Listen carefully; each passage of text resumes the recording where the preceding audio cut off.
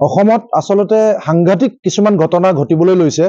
আজি দুদিন পূৰ্বে সদিয়াত 3জনকৈ অসমীয়া তেজাল যুৱকক গুলিয়ালে আৰু শিৱসাগৰত গেলেকীত এজনক গুলিয়ালে আৰু আজি আমি শুনিবলৈ পাইছো যে বাইহাটা চাৰিআলিত লিংকমেন বুলি সন্দেহত এজন অসমীয়া তেজাল যুৱকক গুলিয়াইছে। আমি অসম চৰকাৰক আৰু অসম আৰক্ষীক সুধিব বিচাৰিছো যে এই যে গুলিয়াইছে অসমীয়া তেজাল যুৱকবিলাকক এওঁলোকৰ হাতত বন্দুক আছিল নেকি?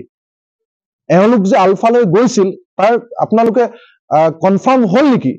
নে এওঁলোকক কি কেৱল সন্দেহৰ ভিত্তিত গুলিওৱাটো এইটো কেনেকৈ মানি ল'ব পাৰি?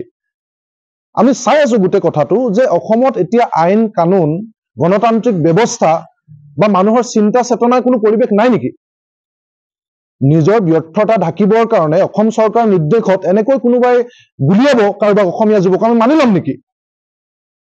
সামগ্ৰিকভাৱে সামাজিক আৰু অৰ্থনৈতিক হতাশাৰ বলি হৈ বহু যুৱক যুৱতীয়ে কেতিয়াবা দেখিছো কবিতা লিখিছে, তাতো আপোনালোকৰ প্ৰব্লেম। কেতিয়াবা কোনোবাই চৰকাৰৰ কথা বতৰাবিলাক সমালোচনা কৰি গান গাইছে, তেতিয়াও আপোনালোকৰ প্ৰব্লেম। কোনোবাই নদী বান্ধৰ বিৰোধিতা কৰি ছবি এখন আঁকিছে, তেতিয়াও আপোনালোকৰ প্ৰব্লেম, কাৰাগাৰলৈ নিক্ষেপ কৰে। কেতিয়াবা মূল্যবৃদ্ধিৰ বিৰুদ্ধে বাতৰনাট কৰিছে, তেতিয়াও আপোনালোকৰ প্ৰব্লেম, কাৰাগাৰলৈ নিক্ষেপ কৰে। কোনোবাই ফেচবুকত এটা কমেণ্ট লিখিছে, তেতিয়াও আপোনালোকে কাৰাগাৰলৈ নিক্ষেপ কৰে। মানে গণতান্ত্ৰিক কোনো বিধি ব্যৱস্থা নাই। এইবিলাক আমি লক্ষ্য কৰি এইবিলাকতে আমি দগ্ধ হৈ আছিলো। সহ্য কৰিব নোৱাৰা, উশাহ ল'ব নোৱাৰা এটা পৰিৱেশ সৃষ্টি হৈ আছে অসমত। তাৰপিছত এতিয়া অসমীয়া তেজাল যুৱকক পোনপটীয়াকৈ গুলি চালনা কেৱল সন্দেহৰ ভিত্তিত। এইটো দাদাগিৰি কিয়? মানে দাদাগিৰি কৰি দমন কৰিব কিয় গৈছে? যিকেইজন ল'ৰাক সদিয়াত গুলিওৱা হৈছে ভৰিত, সেই ল'ৰাকেইজনে চাকৰি এৰি দিব লগা পৰিৱেশ সৃষ্টি হৈছে। চাকৰি এৰিব লগা পৰিৱেশ কোনে সৃষ্টি কৰিছে? চাকৰি দিব নোৱাৰাটো কাৰ ভুল? কোনে চাকৰি সৃষ্টি কৰিব পৰা নাই? কোনে অৰ্থনৈতিক অৱস্থা সুস্থিৰ কৰিব পৰা নাই?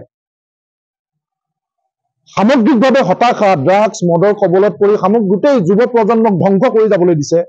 কোনো ধৰণৰ উন্নত শিক্ষাৰ ব্যৱস্থা নাই, কোনো ধৰণৰ সামাজিক নিৰাপত্তা নাই, কোনো ধৰণৰ ভৱিষ্যতৰ সুনিশ্চয়তা নাই।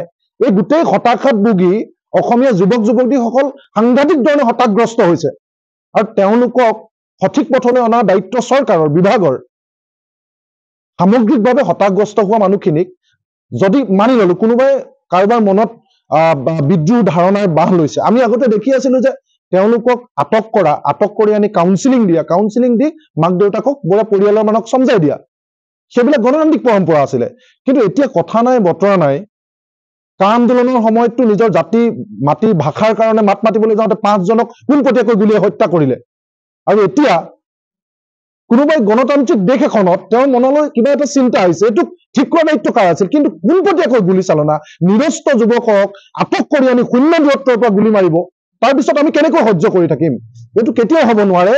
এইটো বন্ধ কৰক। আমি আৰক্ষী সঞ্চালক প্ৰধান GP সিঙক আমি পোনপটীয়াকৈ কৈছো যে এই ভৰিত গুলিওৱা নাটক বন্ধ কৰক আৰু অসমীয়া তেজাল যুৱকক এনেকৈ গুলিয়াব বিনা কাৰণত, কোনো প্ৰমাণ নোহোৱাকৈ কেৱল সন্দেহৰ ভিত্তিত গুলিয়াব, এই কথাটো আমি কেতিয়াও মানি ল'ব নোৱাৰো। আৰু অসম চৰকাৰকো আমি কৈছো যে আপুনি নিৰ্দেশ দিছে নেকি গুলি কৰিবলৈ? এনেকৈ হিমন্ত বিশ্ব শৰ্মাৰ নিৰ্দেশ নেকি? আপুনিতো গৃহমন্ত্ৰীৰ দায়িত্বত আছে যে এই ধৰণে অসমীয়া যুৱকক গুলিয়াই হত্যা কৰি অসমীয়া যুৱকক শেষ কৰাৰ ষড়যন্ত্ৰ নেকি? কি চলি আছে এইবিলাক অসমত? কেৱল সন্দেহৰ ভিত্তিত ভৰিত গুলিওৱা এইটো কেতিয়াও হ'ব নোৱাৰে আৰু আমি কেতিয়াও মানি ল'ব নোৱাৰো।